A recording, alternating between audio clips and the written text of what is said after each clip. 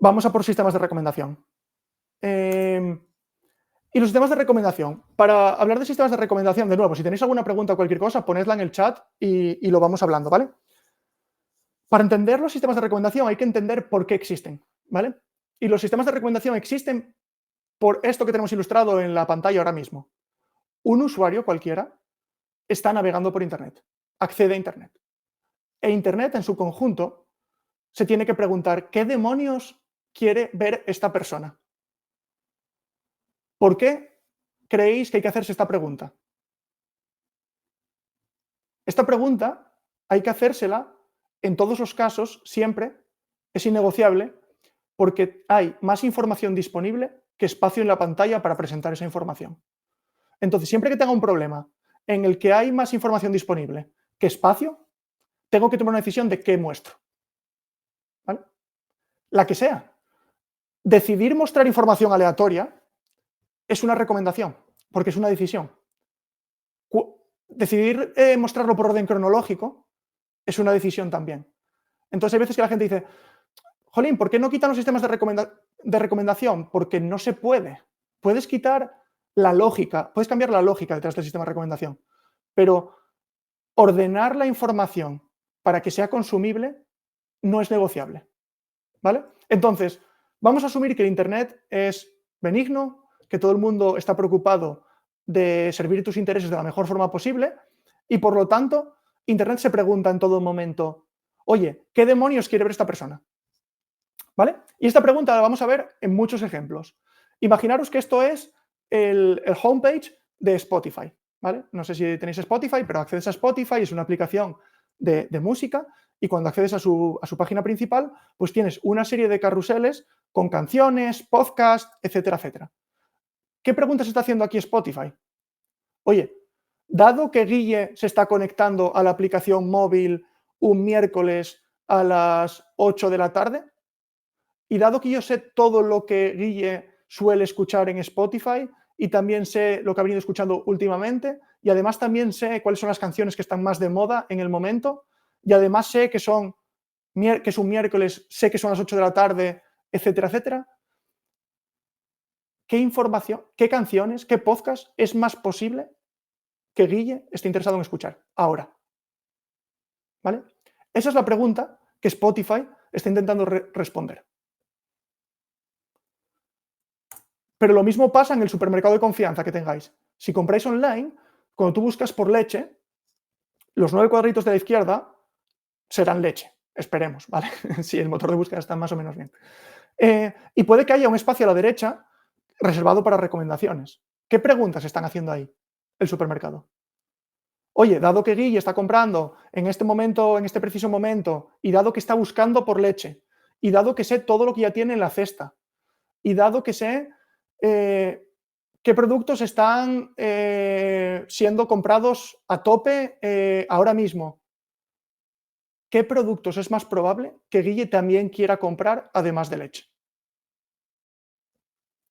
Otro ejemplo, Juego de Tronos. Esto es Netflix, ¿vale?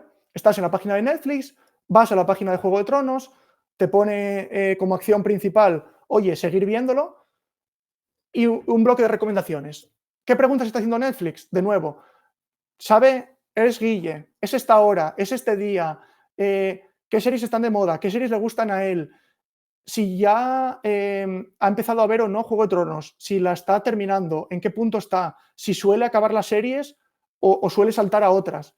Y en función de todo eso, decidir, vale, si no quisiera seguir viendo Juego de Tronos, ¿qué podría interesarle? ¿Vale? Si os fijáis, es el mismo problema una y otra y otra y otra vez. Es el mismo problema todo el rato. Porque es un problema básicamente de ordenar información para presentarle al usuario información relevante, dado que tengo un espacio limitado.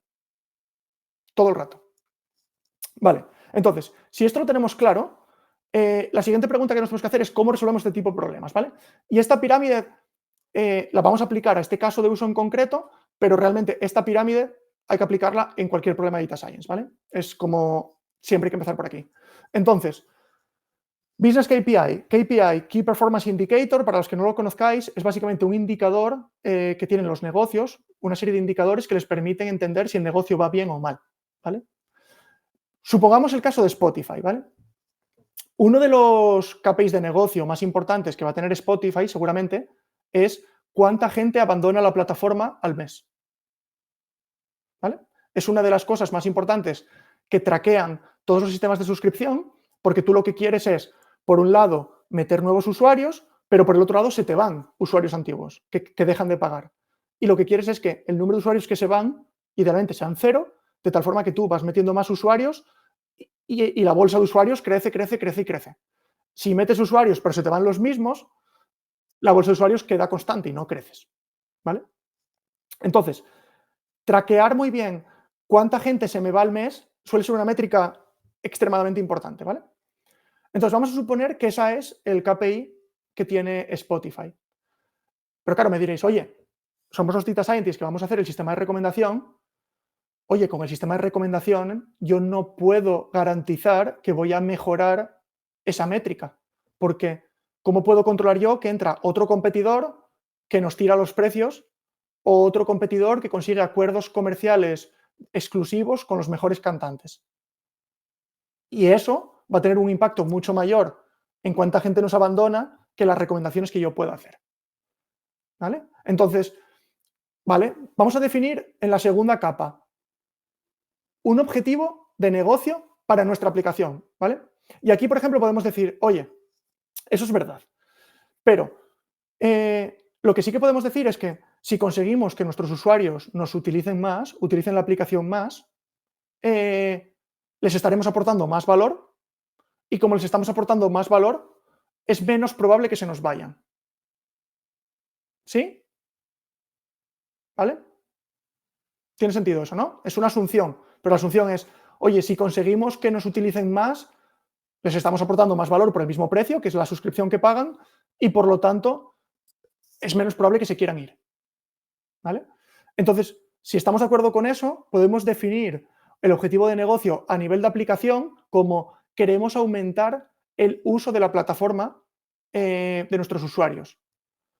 Vale, y una vez que tenemos eso definido, tenemos que definir un proxy, una score function, una función matemática que nos permita medir cómo de bien estamos logrando ese objetivo de negocio a nivel de aplicación, ¿vale? Y aquí os quiero preguntar, y aquí sí que quiero que me respondáis por el chat, ¿qué métricas se os ocurren que podríamos medir para ver si realmente estamos consiguiendo que los usuarios nos utilicen más? Si están utilizando las recomendaciones, ¿qué podemos medir para ver cuánto están utilizando las recomendaciones? Venga, respuestas al chat, por fin.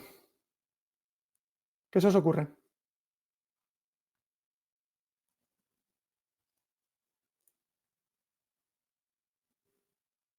Nada. No se le ocurre nada a nadie. O es que los mensajes no van.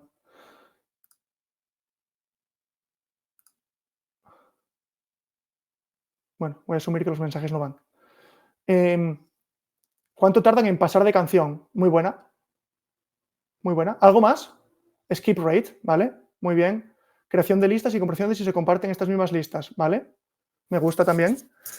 Vale, si nos centramos más en las recomendaciones, lo típico que la gente suele decir o que solemos pensar inmediatamente son clics, ¿vale? Oye, si la gente hace clic en mi recomendación es que la recomendación es buena.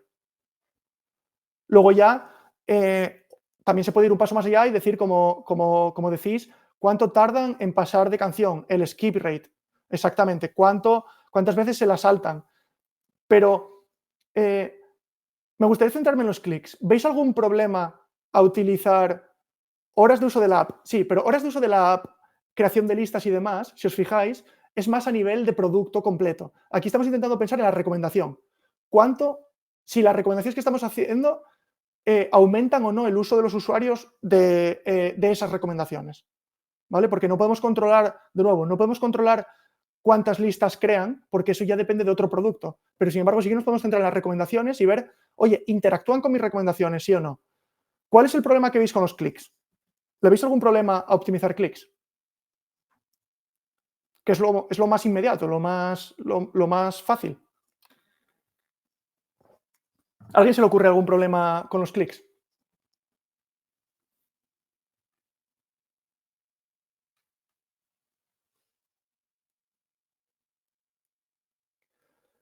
Los problemas con los clics básicamente son clickbait, ¿vale?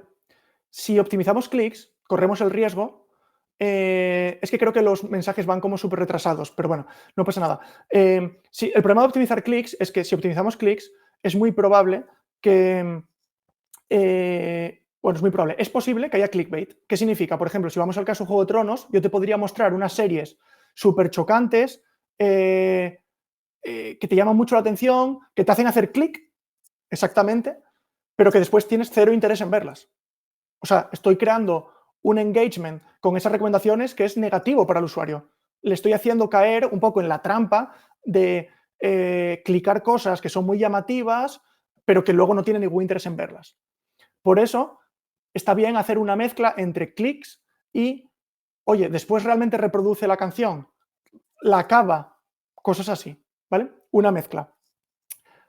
Y para que lo entendáis aquí un poco cómo funciona, cómo hay que pensar sobre esto, queremos algo que esté lo suficientemente cerca de la acción que nosotros hacemos, que en este caso es mostrar la recomendación. Lo que más cerca está es el clic, que es justo inmediato. Después, si ha escuchado la canción, es como el siguiente paso. Entonces, queremos algo que esté lo suficientemente cerca de la aplicación para que no haya mucho ruido entre mi acción y la respuesta del usuario, pero que sea lo suficientemente representativo de lo que quiero conseguir a nivel de objetivo de negocio, a nivel de aplicación. ¿Vale? Entonces, en todos los problemas de Data Science siempre queremos una métrica que sea un buen proxy de nuestro objetivo de negocio, pero que esté suficientemente cerca de la acción que nosotros estamos tomando con nuestro modelo de Machine Learning para que realmente haya un feedback loop que no tenga un montón de ruido. ¿Vale? Muy bien, pues imaginad que pensamos y decimos, oye, vamos a hacer clics, una mezcla entre clics y canciones que se acaban de escuchar una vez hecho el clic. Genial. Y luego ya finalmente lo que necesitamos es una loss function para entrenar nuestro modelo, ¿vale? Y esto lo vamos a ver ahora. Esta pirámide no se suele dar, ¿vale? Nadie habla de ella en la formación de datos y demás porque nos perdemos, se pierde un poco todo el mundo en hablar mucho de algoritmos. Si esto lo defines mal, es casi imposible que generes valor de negocio, ¿vale? Puedes tener el modelo de Machine Learning mejor del mundo, que si has definido esto mal, vas a estar optimizando algo incorrecto y por lo tanto no vas a generar valor de negocio y es probable que destruyas valor de negocio. ¿Vale? Entonces, esto es importantísimo. Vale. ¿Cómo entrenamos este tipo de modelos? ¿Vale? Training loss. Y aquí ya sé que habrá algunos que os suene, otros que no. Lo vamos a ir viendo poco a poco. Tampoco es súper importante, pero sí que quiero que tengáis un poco el concepto general de cómo se entrenan este tipo de modelos. Entonces, aquí ponemos, esto es el caso genérico, ¿vale? Esto aplica para un sistema de recomendación, pero aplica para casi cualquier problema supervisado. Donde en la parte izquierda de la tabla tenemos lo que son nuestras X, ¿vale? Y ahí veis que, oye, serie actual, Juego de Tronos. Volvemos a estar en el ejemplo de Juego de Tronos. Luego tenemos información acerca del usuario, que ahí lo he llamado embedding, ¿vale? Pero ahí tenemos toda la información histórica que conocemos del usuario. Que escucha, cuánto tiempo lleva con nosotros, cuántas veces ha escuchado cada una de estas series, etcétera, etcétera. Un montón de información del usuario. Y después tenemos una columna de cuáles son las series candidatas de ser recomendadas. ¿Vale? Estos son, oye, ahora está en la página Juego de Tronos, ¿qué otras series podríamos recomendarle? Y ahí podéis pensar que podrías tener todas las series que tiene Netflix, ¿vale? Porque todas las series que tiene Netflix y que el usuario no ha visto todavía pueden ser candidatas de ser recomendadas. Y después tenemos el label, la etiqueta, ¿vale? Y aquí la etiqueta la tendríamos que construir basado en nuestros dataset histórico y, por ejemplo, aquí os voy a proponer que la construyamos de la siguiente manera. Le vamos a poner un 1 a aquella serie que históricamente el usuario vio después de Juego de Tronos. Entonces, imaginad que estos datos hacen referencia a Guille hace 8 meses y que Guille vio Juego de Tronos y la siguiente serie que vio fue Vikings. Y por lo tanto, lo que estamos asumiendo aquí es que Vikings hubiese sido una buena recomendación porque fue, de hecho, la que vio Guille después de Juego de Tronos. Por lo tanto, si se la hubiésemos recomendado, hubiese sido una buena recomendación. ¿Vale? Y todas las demás, cero. Esto se puede hacer de muchas maneras, ¿vale? Pero asumamos que lo hacemos así, por el momento. Entonces, nada, tenemos un problema de aprendizaje supervisado donde, en función de las X, que es todo lo que hay a la izquierda de la tabla, todo lo que sabemos a la hora de hacer esa recomendación, y queremos predecir la etiqueta, ¿vale? Y el problema que estamos intentando solucionar aquí es, queremos encontrar la función que relaciona X e Y. Es mapeo, ¿vale? Hacer un mapeo. Queremos una función que mapee para lo que sé del usuario en el momento de hacer la recomendación con la recomendación en sí misma, ¿vale? ¿Cómo descubrimos? Y el problema, obviamente, del millón es cómo descubres f, ¿vale? ¿Cómo descubres esa función que relaciona las x y las y? Esa f se descubre minimizando una training loss, una función de pérdidas, ¿vale? Esto, cualquier algoritmo, lo que va a hacer al fin y al cabo es intentar encontrar la función que minimiza una función de pérdidas definida. Esto, como es un problema de clasificación, tal como lo hemos planteado aquí, vamos a utilizar este tipo de función de pérdida, por ejemplo, ¿vale? Que parece muy compleja, pero lo vamos a ver ahora poco a poco y es bastante obvia. Nuestra función f de x va a predecir una probabilidad, ¿vale? No va a predecir ceros o unos, va a predecir algo entre 0 y 1, que es este y gorrito que os he puesto. Entonces, si vemos la fórmula esta del log loss, realmente lo que estamos haciendo parece un poco intimidante, pero es muy simple, ¿vale? Lo que estamos haciendo es un sumatorio en el que vamos a ir recorriendo todas las filas de nuestro dataset, ¿vale? Y para cada una de esas filas tenemos la i, que es la etiqueta, que es 0 o 1, y tenemos la i', que es lo mismo que la i gorrito, ¿vale? Es la probabilidad que saca nuestro modelo. Entonces, si nos fijamos en la primera fila, i es 0, ¿vale? Y como i es 0, la primera parte de la ecuación, esta parte de aquí que estoy señalando, es 0, porque menos 0 por algo es 0 siempre, ¿vale? Entonces, de esto nos olvidamos para la primera fila. Vamos con la segunda parte. La segunda parte es menos 1, porque la i es 0, entonces nos queda menos 1 por el logaritmo de 1 menos i'. Y acordaros que i' es la probabilidad que saca mi modelo. Entonces aquí la pregunta sería, ¿qué probabilidad que i' minimiza menos 1 por el logaritmo de 1 menos i'? ¿Qué probabilidad hace que esta segunda parte de la ecuación sea lo mínimo posible? Venga, algún comentario por ahí, que aunque creo que va retrasado, a ver si entra. ¿Cuál es la i' que minimiza eso? Si podemos pedir a los Reyes Magos una i', ¿cuál le pediríamos?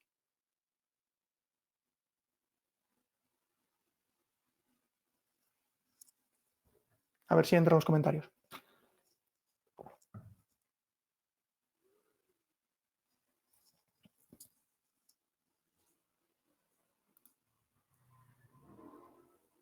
Cero, ¿no? Porque si i' es 0, nos queda menos 1 por el logaritmo de 1 y el logaritmo de 1 es 0. ¿Vale? Entonces, cuando la i es 0, solo nos importa la segunda parte de la ecuación y la i predicha que lo minimiza es 0 también. Si nos vamos al ejemplo de 1, la segunda parte de la ecuación no nos importa porque 1 menos 1 es 0 y por lo tanto esto se va fuera. Y lo que nos queda es solo la primera parte de la ecuación, que es menos 1 por el logaritmo. De nuevo, ¿qué i' minimiza eso? En este caso es 1, porque nos quedaría menos 1 por el logaritmo de 1, como el logaritmo de 1 es 0, 0. O sea que si conseguimos, básicamente, esta función de pérdidas se minimiza prediciendo probabilidad 0 cuando la etiqueta es 0 y probabilidad 1 cuando la etiqueta es 1. ¿Vale? Esto, en realidad, nunca se puede conseguir así por otros motivos que no nos vamos a meter aquí, porque queremos una función que generaliza nuevos datos, etcétera, etcétera.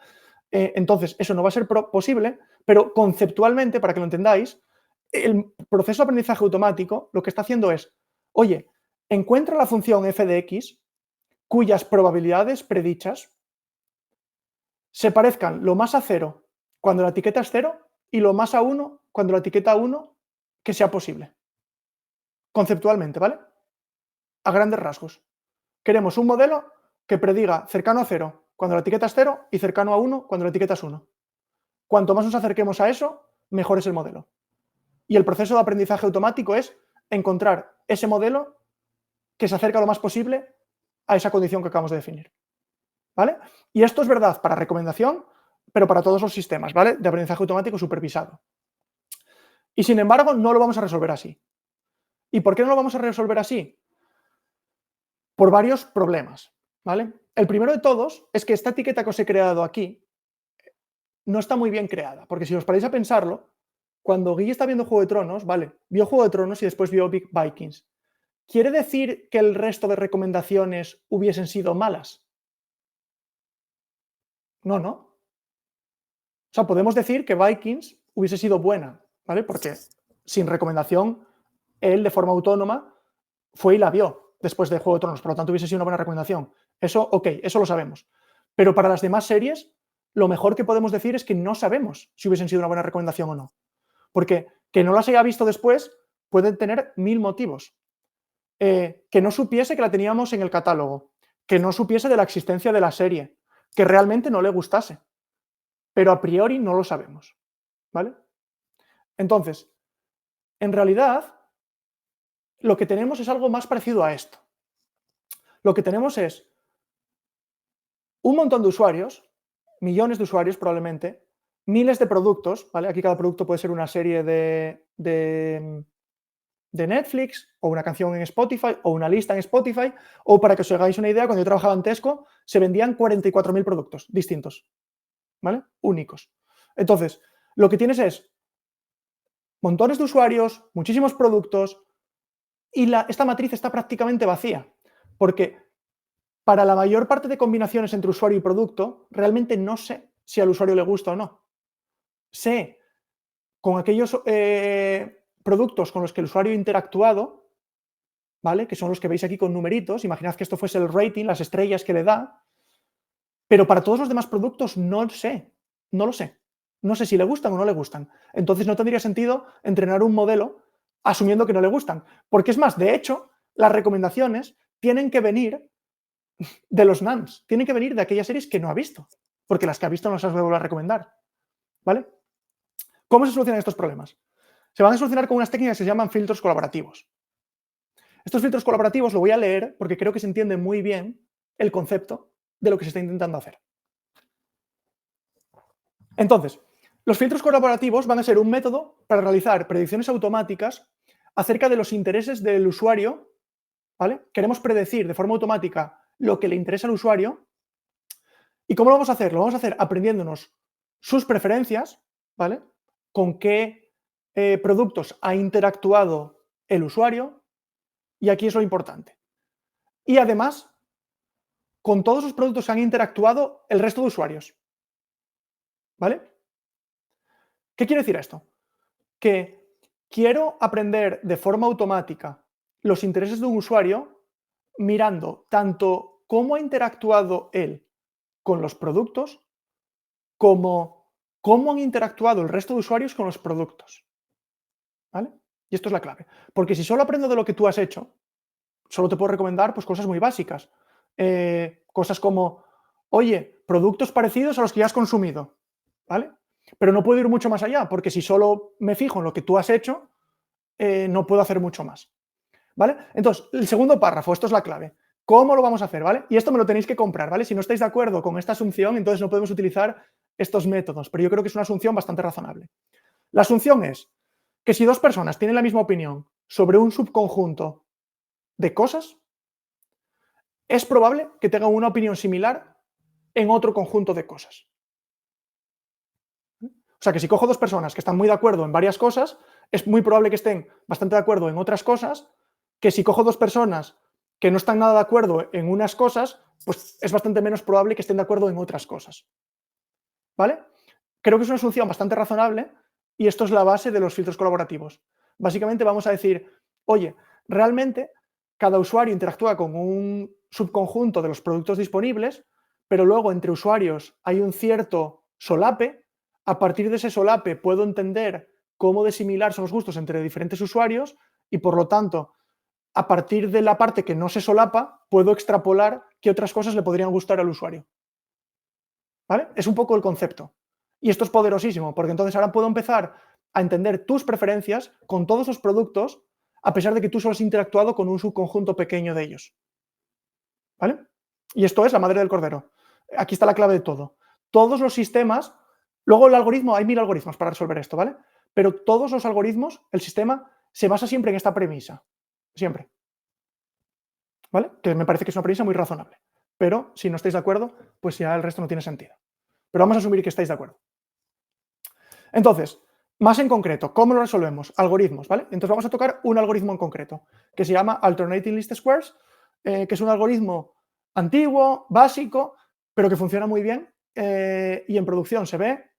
Y aunque ha empezado a ser reemplazado, bastante reemplazado con redes neuronales, a veces, no siempre, porque tienen mejores resultados, pero sobre todo porque operativamente son más eficientes, ¿vale? De implementar en producción. Pero bueno, vamos a ver cómo funciona este método de resolver collaborative filtering, porque creo que es bastante ilustrativo de lo que vamos a estar haciendo también con redes neuronales en otros casos. Entonces, recordad, tenemos una matriz original que está prácticamente vacía. Y nuestro problema, como os decía antes, es fill in the gaps. Queremos rellenar la matriz que está vacía, porque nuestras recomendaciones van a venir de los elementos que estaban vacíos. Entonces, esos son los que me interesan. Vale, entonces, esta matriz R naranja es básicamente la matriz original, que está prácticamente vacía. Y lo que vamos a hacer es descomponer la matriz R en el producto de dos matrices más pequeñas, U y P. ¿Vale? U viene de usuarios, P de productos. De tal forma que, obviamente, si multiplico la fila I de la matriz U por la columna J de la matriz P, lo que obtengo es la reconstrucción del punto negro IJ en la matriz R. ¿Vale? Esto, básico, ¿no? Entonces aquí, ¿cuál es el problema? Bueno, aquí el problema es descubrir U y P, porque U y P no las conocemos, ¿vale? Entonces la F de antes, la F que me minimiza esa función de error, ese training loss, aquí esa F es U y P. Aquí el problema que estoy intentando resolver es, vamos a intentar encontrar U y P tal que minimizan el error de reconstrucción de la matriz R. ¿Vale? Obviamente, cuando calculamos el error de reconstrucción, calculamos el error de reconstrucción sobre los elementos que sí conocemos, ¿vale? Porque sobre los nans no podemos crear un error de reconstrucción. Entonces, queremos reconstruir la matriz R lo mejor posible. ¿Y dónde está el truco aquí? Aquí el truco está en que U y P, si U y P no tienen nans, si U y P son densas, cuando multiplicas U por P para reconstruir R, cuando lo que reconstruyes tiene que ser denso. No puede tener nans. Entonces, al calcular la U y la P, al obtener la U y la P que minimizan el error de reconstrucción, voy a conseguir reconstruir la matriz original de la forma más cercana posible y además habré rellenado todos los huecos. ¿Vale? ¿Qué es lo que me interesa de verdad?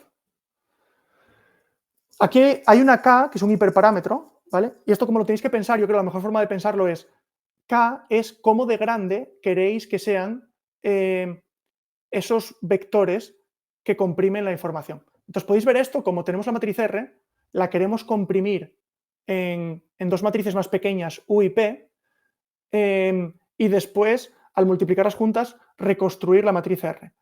Este proceso de compresión se utiliza mucho en procesado de señal y también en Machine Learning para quitar ruido. Como la matriz R está prácticamente vacía, la idea es que voy a ser capaz de comprimir toda la información de R en dos matrices más pequeñas, que además, al ser más pequeñas, van a estar obligadas a intentar generalizar la información que hay a R de la forma más limpia posible. De tal forma que cuando la reconstruyo, esa reconstrucción va a generalizar muy bien para los datos que no conozco. ¿Vale? Y esta K es exactamente igual, que este problema se puede resolver con un autoencoder, que es una red neuronal que básicamente tendrías la interacción del usuario con todos los productos, eso lo vas pasando por una red neuronal que se va estrechando, hay un cuello de botella, el cuello de botella, en el medio del cuello de botella, esa es la K que tenéis aquí, ¿vale? Es cómo de grande quiero que sea ese cuello de botella, porque luego a partir de ese cuello de botella voy a intentar reconstruir el vector original. Y la gracia de todo esto es que como he comprimido y luego descomprimido, lo que reconstruyo va a ser más denso, ¿vale? o me va a quitar ruido, ¿vale? Por eso estos autoencodes se utilizan para quitar ruido y también se pueden utilizar para comprimir información. Y aquí es un poco lo mismo, estamos comprimiendo para descomprimir y en ese proceso conseguimos recrear la matriz R completándola para rellenar los valores que estaban vacíos en la entrada, ¿vale? El problema de esto es que descubrir UIP es muy complicado, ¿vale? Computacionalmente. Entonces, es un problema que es extremadamente no lineal, la optimización, y por lo tanto, una forma de resolverlo de forma eficiente es con este algoritmo que se llama Alternating Least Square, que se entiende muy fácil. Este problema es extremadamente no lineal, pero si fijas U o fijas P, o sea, si las haces constantes, el problema es lineal. Entonces, ¿qué hacemos? Fijamos U, inicializamos las dos matrices de forma aleatoria, ¿vale? Fijamos U y decimos, oye, para una U aleatoria, ¿cuál es la P que minimiza el error de reconstrucción? ¿Vale? Y esa P ya no va a ser aleatoria, va a ser un poco mejor que aleatoria. Vale, fijamos esa P que es un poco mejor que aleatoria. ¿Qué U minimiza el error de reconstrucción dada esa P? Vale, ahora ya tenemos una U y una P que son un poco mejor que aleatoria. Volvemos a fijar U, optimizamos P, fijamos P, optimizamos U, y poco a poco vamos convergiendo hacia una U y una P que nos minimizan el error de reconstrucción, ¿vale? De forma iterativa. Lo bueno es que cada uno de esos pasos es lineal, ¿vale? Y por lo tanto bastante eficiente numéricamente. Vale, tenemos el algoritmo. Con esto hemos solucionado el problema, ¿no? No, ¿vale? Porque lo que hace falta siempre es, vale, ahora tenemos una solución algorítmica, pero ahora nosotros no generamos valor hasta que hemos puesto las recomendaciones delante de los usuarios, ¿vale? Eso tenedlo siempre presente. Un proyecto de Machine Learning no va a aportar valor hasta que la salida automática, las decisiones automáticas que tome ese sistema de Machine Learning no están generando un impacto. Y en este caso, generar un impacto es poner esas recomendaciones delante de los usuarios y realmente comprobar que sus usuarios están mejorando su experiencia de usuario gracias a esas recomendaciones, ¿vale? Entonces, ¿qué necesitamos hacer lo primero? Necesitamos hacer preprocesado. Normalmente no tenemos esa matriz R, lo que tenemos es una base de datos con transacciones, ¿vale? Donde tenemos en la orden 23, imaginad que esto es el supermercado, en la orden 23 Guille compró leche, en la orden 23 Guille compró chorizo, en la orden 23 Guille compró galletas, etcétera, etcétera. Y así lo tenemos para cada orden y para cada usuario, ¿vale? Y a partir de ahí sí que podemos hacer un preprocesado para construir R, que realmente R va a ser usuario-producto si lo ha comprado antes, ¿vale? Y esto obviamente tiene una complejidad de volumen, porque como os decía, el problema, por ejemplo, en Tesco era gigantesco y el de Spotify y el de Netflix lo mismo, ¿vale? Pero también tiene más problemas, porque aquí queremos utilizar si lo ha comprado o no, o queremos utilizar cuántas veces lo ha comprado, ¿vale? ¿Queremos dar el mismo peso a si ha comprado el producto hace una semana o hace 6 meses? ¿Qué ventana de tiempo vamos a considerar para calcular el histórico de interacciones del usuario? ¿Vale? Hay un montón de consideraciones que hay que tomar a la hora de construir R. Bien, ¿cuáles son las mejores decisiones? Pues son hiperparámetros que hay que ver qué es lo que mejor funciona para darle el mejor servicio a mis usuarios, ¿vale? Una vez que tenemos la matriz R, ¿vale? Con las decisiones que hayamos tomado, ahora sí, entrenamos Alternating Least Squares y la salida de nuestro modelo van a ser una P y una U, que minimizan el error de reconstrucción. Pero aquí todavía no hemos acabado, como os podréis imaginar, porque las recomendaciones todavía no están enfrente del usuario. Para ponerlas además, habíamos dicho que el problema que estaba intentando resolver es, dado que está aquí Guille, que son las 8 de la tarde de un miércoles, que sé toda su historia, también sé qué canciones son populares ahora, qué música quiere escuchar Guille ahora, ¿vale? Porque entenderéis conmigo que la recomendación de música, un lunes a las 9 de la que llego a la oficina y un sábado a las 2 de la mañana de fiesta en casa, no deberían ser las mismas, ¿vale? Ahí hay un componente contextual que debería modular qué recomendaciones. Y UIP lo que nos dan es una medida de afinidad entre el usuario y los productos, pero independiente del momento concreto, ¿vale? Entonces aquí, en esta Feature Store, vamos a asumir que podemos, que añadimos toda esa información contextual del momento concreto en el que la recomendación se tendría que haber hecho y entrenamos un modelo que ya tiene en cuenta la afinidad del usuario con los productos y toda la información contextual que fuese relevante en el momento de hacer la recomendación. ¿Vale? Y este modelo sí que iba a ser el modelo que va a generar una probabilidad de cuál es la probabilidad de que Guille quiera escuchar esta canción, dado lo que yo sé que le gusta cada una de estas canciones y dado el contexto actual. ¿Vale? Ahora ya tenemos el modelo. Y ahora tenemos que ponerlo delante de los usuarios. ¿Vale? Y esto es un ejemplo un poco ilustrativo, un poco chorras, ¿vale? De cómo podría funcionar un sistema de este estilo. Pero para que os hagáis una idea. Un usuario está navegando en Netflix y llega a la página de Juego de Tronos.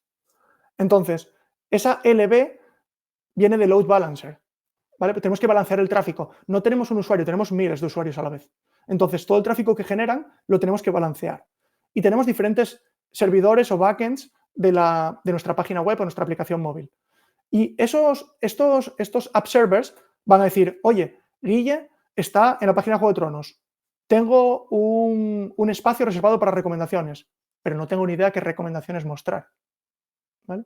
Entonces me voy más atrás y busco la API de recomendaciones. Una API que ha sido construida para responder a esa pregunta.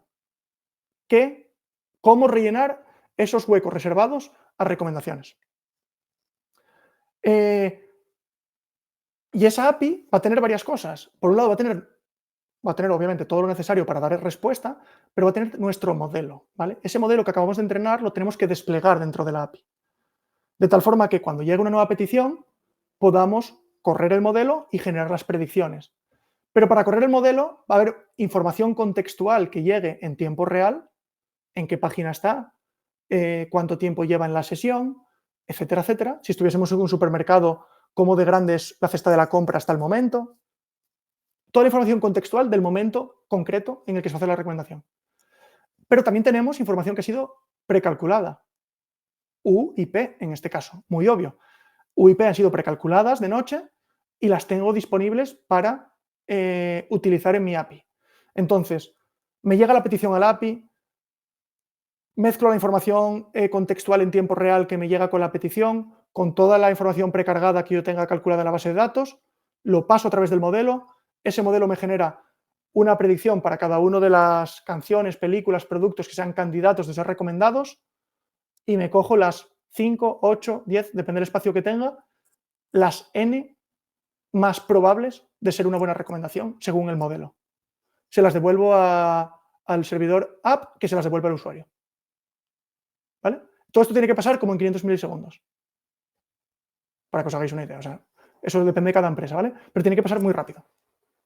Si tienes un algoritmo que es la leche, hace predicciones súper exactas, pero tarda 2 segundos, pues te van a decir, oye, esto no se puede poner en producción porque no quiero que el usuario esté esperando con una rosquita varios segundos a que carguen las recomendaciones, por muy buenas que sean. ¿Vale? Todo lo que habíamos hecho antes en la slide anterior, todo esto, es esta cajita que pone batch. ¿Vale? Y eso, ahí está nuestro trabajo. Y aquí es donde se tiene que integrar para que el usuario final pueda beneficiarse del trabajo que hemos hecho. Hasta que no hemos puesto esto aquí, le estáis costando dinero a la empresa. ¿Vale? Vuestro valor creado es cero. Bueno, podéis haber creado algo de conocimiento interno y tal, pero vuestro valor creado es cero. No, negativo, porque os han pagado un salario durante semanas o meses para hacer este trabajo. Hasta que no estamos generando valor al usuario, tenemos una cuenta negativa a nuestras espaldas de valor creado. ¿Vale? Y esto nunca hay que perderlo de vista, porque al final va a ser cómo se nos va a evaluar por el valor creado al negocio. Y por último, para acabar ya, incluso con todo esto no hemos acabado todavía, ¿vale? Porque como Data Scientist tenemos que, lo primero con la pirámide, entender el problema de negocio y traducirlo en un problema de datos, eso es lo que hacíamos con la pirámide. Después con Alternating List Squares desarrollamos una solución algorítmica para dar respuesta a ese problema. Después implementamos la solución y integramos nuestra solución algorítmica en el sistema de software de nuestra empresa para que los usuarios se puedan beneficiar del resultado. Y la cuarta pata para generar valor como Data Scientist es ser capaz de comunicar y de coordinar todo este trabajo. ¿Vale? En nada de estos puntos que os pongo aquí vais a ser los líderes, seguramente, pero sí que hace falta que, si queréis trabajar como Data Scientist, los entendáis porque vais a ser partícipes importantes en todos estos procesos, ¿vale? Y todos estos puntos se pueden cargar lo que habéis hecho. Entonces, primero, al principio de la presentación dije, vamos a suponer que Internet es súper benevolente y que quiere servir a vuestros usuarios de la mejor forma posible. Eso no es verdad, ¿vale? Entonces, es muy típico de, oye, en un supermercado, ¿no? ¿Qué recomendaciones quiero hacer? Oye, le quiero hacer la vida lo más fácil posible a mi usuario y que encuentre los productos que busca de la forma más rápida posible, ¿vale? Pero de repente llega el equipo de comercial y dice, oye, que tenemos un acuerdo con Nestlé, que tenemos que vender en el próximo mes el 60% más de estas líneas de productos y si lo hacemos, en el siguiente pedido que hagamos nos descuentan un 50% del coste. Así que hay que promocionar estos productos. Y obviamente, promocionar productos de Nestlé no tiene por qué estar alineado con el interés del usuario, porque puede que el usuario no sea lo que más le interese en Nestlé. Entonces ahí tienes de repente dos objetivos enfrentados. ¿Es un problema? No, esto es lo que ocurre siempre, ¿vale? Simplemente hay que saberlo, que existen esos dos, sobre todo antes de ponerse a trabajar en el problema, entender toda la gente que puede tener algo que decir sobre qué se está optimizando, porque si optimizáis todo para hacer la vida más fácil al usuario y cuando se pone en producción, el director de comercial dice, oye, es que este sistema que acabáis de diseñar nos va a costar tantos millones al año, pues seguramente te lo tiren abajo, ¿vale? Entonces, no podemos cerrar los ojos y asumir que no existe porque esto existe, ¿vale? Y entonces lo tenemos que gestionar. Segundo punto, diseño, usabilidad y posicionamiento en la página. Esto es muy obvio. Si tienes un algoritmo de la leche de recomendaciones, pero luego cuando el usuario va a clicar, el clic no funciona porque no está bien implementado, no puedes generar valor, ¿vale? Y esto es una cosa muy obvia, pero hay cosas que son menos obvias. Por ejemplo, el posicionamiento en la página. No es lo mismo tener mis recomendaciones en la barra derecha siempre visibles para el usuario o que el usuario tenga que hacer scroll 30 segundos para llegar a las recomendaciones. Entonces, aquí yo como manager en Tesco tenía estas conversaciones y era, ¿dónde se van a poner las recomendaciones? Porque no puedo poner a dos de mis data scientists a trabajar en un sistema de recomendación para una página que tiene un 1% del tráfico y que además quieres poner las recomendaciones después de hacer scroll un minuto. Oye, pues para la gente que va a llegar ahí no puedo justificar el coste de poner a dos data scientists, por muy buen algoritmo que hagan, ¿vale? Tercer y cuarto punto van muy relacionados. Medición de resultados. Tiene que estar muy bien definido cómo vamos a medir si esto funciona o no funciona, ¿vale? Y esto tiene que estar definido a priori. Y el punto 4 es cómo vamos a desplegar la solución. Cómo vamos a hacer lo que se llama rollout, ¿vale? Lo vamos a hacer poco a poco, vamos a hacer un test A/B, que es dividir nuestro tráfico en dos grupos, uno de control que no ve las recomendaciones, el otro que sí ve las recomendaciones, y ahí podemos medir realmente cuál es el impacto que tiene comparando ambos grupos de forma estadística.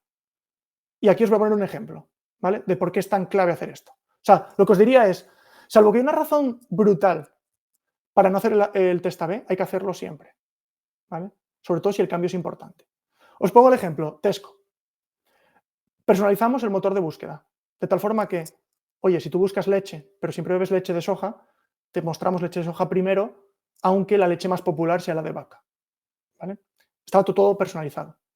La asunción que teníamos de negocio, que por personalizar la experiencia la gente iba a encontrar mejor los productos que buscaba y por lo tanto iba a comprar más, ¿vale? Porque ahí el objetivo de negocio, el business KPI, era aumentar el tamaño de la cesta, porque cuando vendes online tienes un montón de costes fijos, de transporte, de preparar la orden para mandarla, hay un montón de costes fijos, y si no tienes un tamaño de cesta suficientemente grande, pierdes dinero. Y Tesco estaba justo ahí que ni ganaba ni perdía.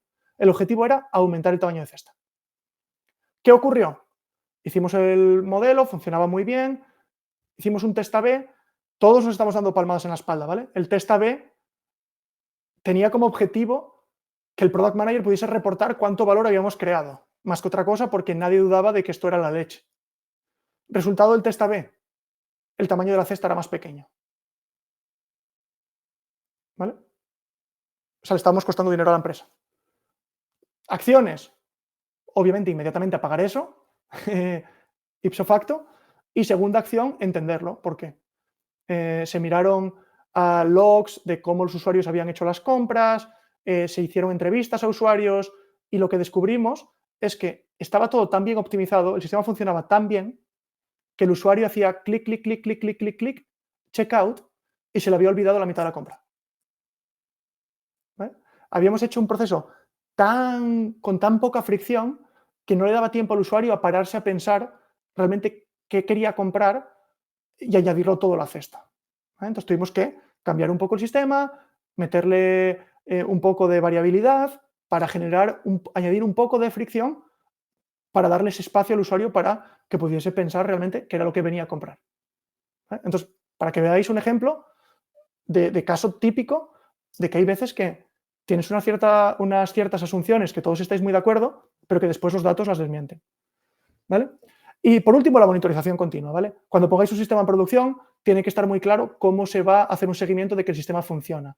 Y esto no quiere decir solo errores, pero también, por ejemplo, cosas como que vaya más lento o incluso cosas mucho más sutiles que son relevantes para sistemas de recomendación, que son las cámaras de eco.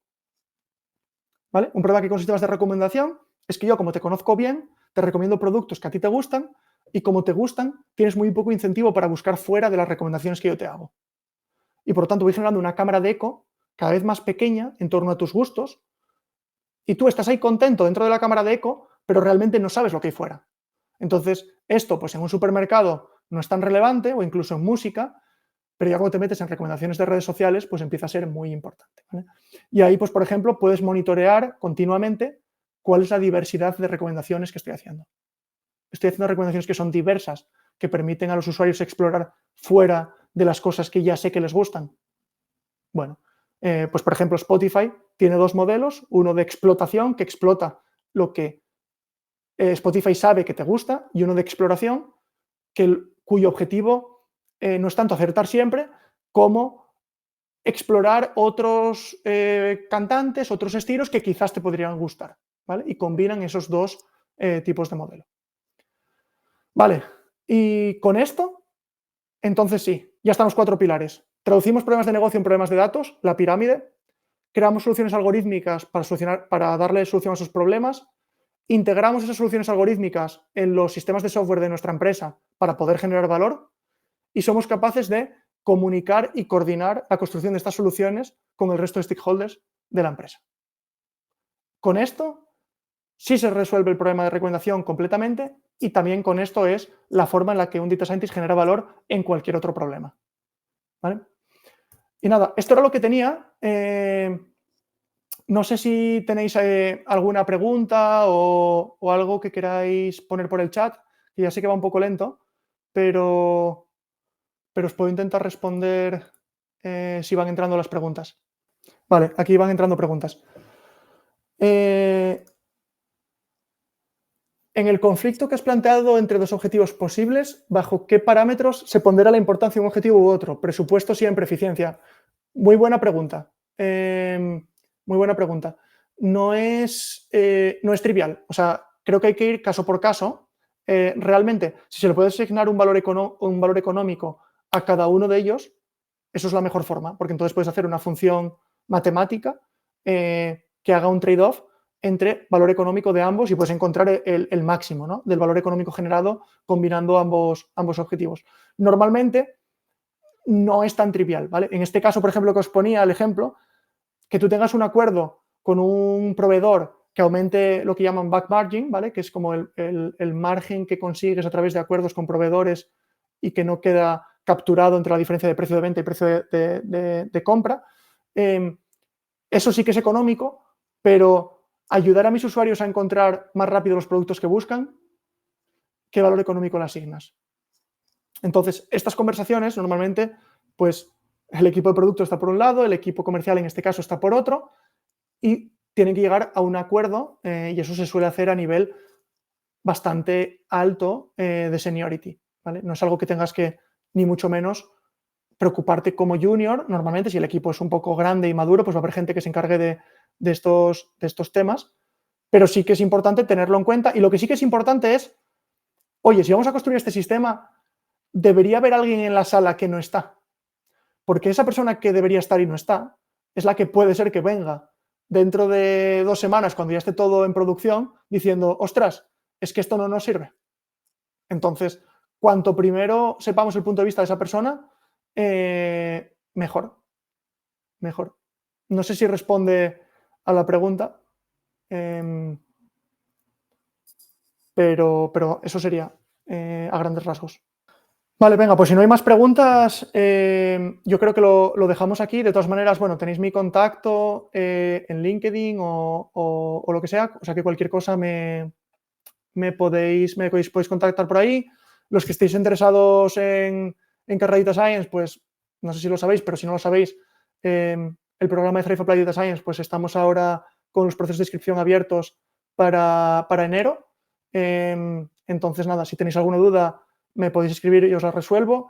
Y si no, pues os animo a hacer el proceso de selección porque, tienen varias fases y vamos a seleccionar a la gente que esté preparada para poder sacarle el máximo provecho.